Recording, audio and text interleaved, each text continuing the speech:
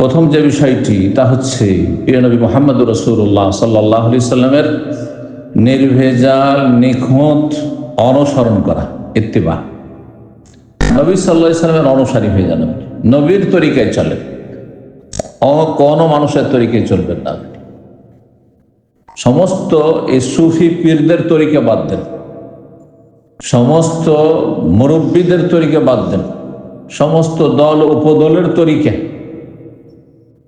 সমস্ত যেসব আজকাল রাজনৈতিক দল রয়েছে, পলিটিক্যাল পার্টি রয়েছে, যারা পলিটিক্যাল পার্টি করে তাদের নেতাদেরকে ভালোবাসে, তাদের নেতাদেরকে ফলো করে, তাদের অনুসরণ করে, আমি সব কিছুকে বর্জন করেন। এই জন্য আমি সবসময় বলি এবং দেখি আমাদের ছাত্র ভাইদের মধ্যে যারা এখনো পাকা সালাফি হইতে পারে, আর অধিকাংশরাই হইতে পারে না। কথাটি অনেক হয়তো তিক্ত লাগবে, ভালো করে শুনুন। অধিকাংশ ভাইয়েরা, আমাদের ছাত্র ভাইয়েরা সালাফি হইতে পারে, যারা আমাদের কাছ থেকে কিছু শিখে। দেখা যায় যে হ্যাঁ, সময়ের যে অবস্থা বা পরিস্থিতি, এই পরিস্থিতির সম্মুখীন হইতে গিয়ে একদিকে ঝুঁকে যায়, মানবোচিত বিধানের দিকে ঝুঁকে যায়। হ্যাঁ, ওই সব মানুষদের দিকে ঝুঁকে যায় যারা দুনিয়ার জন্য মেহনত পরিশ্রম করে, আল্লাহর দিনের জন্য কিছুই করে না, তারা আখিরাত তাদের মুখ্য উদ্দেশ্য নেই, ওইসব দিকে ঝুঁকে যান। আর তারপর তখন তুলনা করা শুরু করেন যে ওর চাইতে এরা ভালো। এসব কেন? একজন সালাফি মানুষ, সহিহ সুন্নাহর অনুসারী, প্রিয় নবী সাল্লাল্লাহু আলাইহি ওয়াসাল্লামের নিখুঁত নির্ভেজাল অনুসারী, নিউট্রাল থাকবে, একমাত্র নির্ভেজাল অনুসরণ করবে, ফলো করবে সৈয়দুল মুরসালিন খাতামুন নবীন মুহাম্মদুর রাসূলুল্লাহ সাল্লাল্লাহু আলাইহি ওয়াসাল্লাম। সুতরাং মযহাবী গোঁড়ামিও আপনার মধ্যে থাকবে না, সামান্য মযহাবী টান থাকবে না আপনার মধ্যে কোনো এই পীর সুফি ভণ্ডদের কোনো টান থাকবে না। যদিও আপনার 14 গোষ্ঠী পীরের মুরিদ হোক না কেন, আর মযহাবের মুকাল্লিদ হোক না কেন, আর আপনার মধ্যে রাজনৈতিক কোনো টান থাকবে না।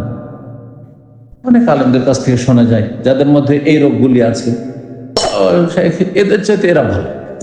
আরে শেষখানে সবাই তো গণতন্ত্রে বিশ্বাসী,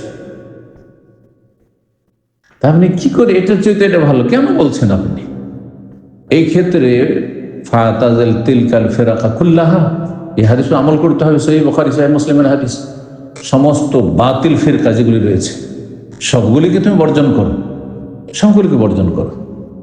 এটা কখন হবে? যখন আপনি একবারে খালিস নিখুঁত নির্ভেজাল একমাত্র রাসূলুল্লাহ সাল্লাল্লাহু আলাইহি ওয়াসাল্লামের তরিকার অনুসারী হবেন। আকীদাতেও, ইবাদত বন্দেগীতেও, ফরজেও, নফলেও, আখলাকেও, চরিত্রেও, ব্যক্তি জীবনে, পারিবারিক জীবনে, সব ক্ষেত্রে, যে প্রতিটি ক্ষেত্রে আপনি রাসূলের তরিকার অনুসারী। রাসূলুল্লাহ সাল্লাল্লাহু আলাইহি ওয়াসাল্লামের তরিকার যদি অনুসারী হয়ে যান, রাসূলের তরিকা কয়টি? একমাত্র একটি তরিকা, যার নাম সিরাতে মুস্তাকিম। যে সিরাতে মুস্তাকিমের দোয়া সূরা ফাতিহাতে আপনি করতে আছেন, প্রতি রাকাতে করছেন নামাজের, ফরজ পড়লো, নফল পড়লো। এই সিরাতে মুস্তাকিম হচ্ছে রাসূলুল্লাহ সাল্লাল্লাহু আলাইহি ওয়াসাল্লামের তরিকা। সিরাত মানে হচ্ছে তরিকা, সিরাত মানে পথ, রাস্তা। তো সিরাত মানে রাস্তা, আর তরিক মানে রাস্তা। আর তরিক থেকে আমরা কি বলছি? তরিকা, তাই না? পদ্ধতি, আদর্শ। তো নবী সাল্লাল্লাহু আলাইহি ওয়াসাল্লামের অনুসারী হতে পারলে আল্লাহর ভালোবাসা পাওয়া যায়। আল্লাহ যখন ভালোবাসেন তখন আপনার চিন্তা করতে হবে না, আল্লাহ আপনার সব কিছুর দায়িত্ব নিয়েছেন। কারণ জালেমের জুলম আল্লাহ প্রতিহত করবেন, অনিষ্টকে, শারকে, সমস্ত খারাপিকে আল্লাহ প্রতিহত করবেন। আল্লাহ আপনার পক্ষ থেকে ডিফেন্স করবেন। সূরা আলে ইমরান আয়াত নম্বর 31, কুল ইন কুনতুম তুহিব্বুন আল্লাহ, হে নবী তুমি বলে দাও মানুষকে যে তোমরা যদি আল্লাহকে ভালোবাসো, আল্লাহকে ভালোবাসো, এটা দাবি যে আল্লাহকে ভালোবাসি। আমরা মুসলিম দাবি করি না যে আল্লাহকে ভালোবাসি, রসুলকে ভালোবাসি, কোরআনকে ভালোবাসি, ইসলামকে ভালোবাসি, তাই না? যদি তোমরা আল্লাহকে ভালোবাসো, এই কথার দাবিদার হও, তাহলে দাবি করলে কি লাগে? প্রমাণ লাগে, দলিল লাগে। জমি আমার, বলে দলিল নিয়ে আসো, ঠিক না? এবার দলিল শব্দটিও বলছেন, দলিল মানে প্রমাণ, যে প্রমাণ দাও যে এই জমিটি তোমার, এই বাড়িটি তোমার। প্রমাণ কি?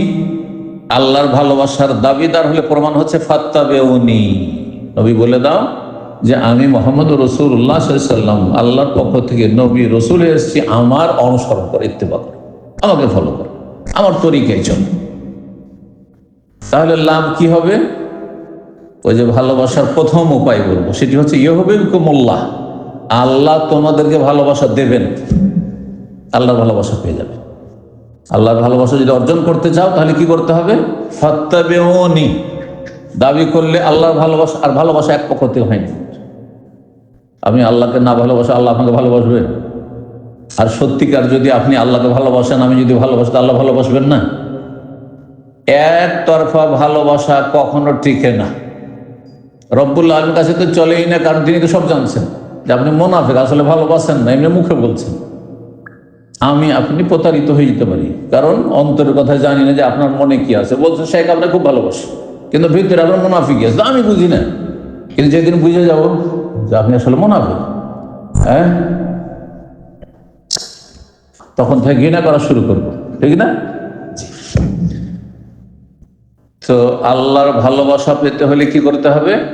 ফাত্তাবিউনি, নবী সাল্লাল্লাহু আলাইহি ওয়াসাল্লামের অনুসারী হতে হবে সমস্ত ক্ষেত্রে। এই দু চারটি সুন্নত নয়, কারণ বেদাতিরা বলে যে আমরা কি এটা সুন্নতি, পোশাক, পাগড়ি সুন্নাত, টুপি সুন্নাত, ইত্যাদি। না না না, এসব বোঝেন সুন্নাত মানে নবীর আদর্শ, জীবনের প্রতিটি ক্ষেত্রে, আকীদা থেকে শুরু করে। নবীর বিশ্বাস, আকীদা কি ছিল?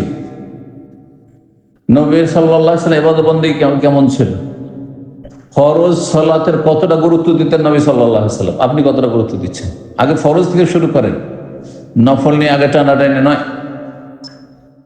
জি, নবী সাল্লাল্লাহু আলাইহি ওয়াসাল্লামের চক্ষু ঠান্ডা হইতো কিসে? সালাতে, নামাজে। আর আপনার চক্ষু ঠান্ডা হয় ফজরের সময় ঘুমাইলে, তাহলে কিসের নবীর অনুসারী আপনি? আগে ফরজের ক্ষেত্রে নবীর অনুসারী হতে হবে।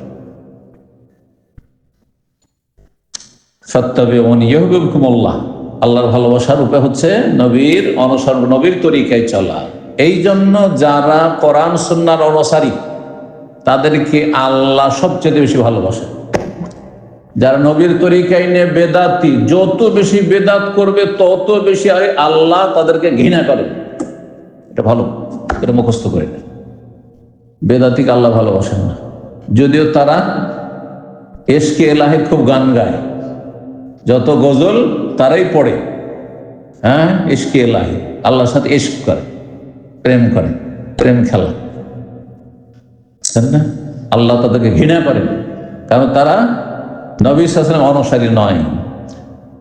অতিরিক্ত আরো আল্লাহ বোনাস দেবেন, ওয়াগফির লাকুম যুনুবাকুম, তোমাদের গুনাহগুলি আল্লাহ মাফ করে দেবেন। আল্লাহ ভালোবাসাও দিবেন, গুনাহ মাফ করে দেবেন। আল্লাহু গফুরুর রহিম।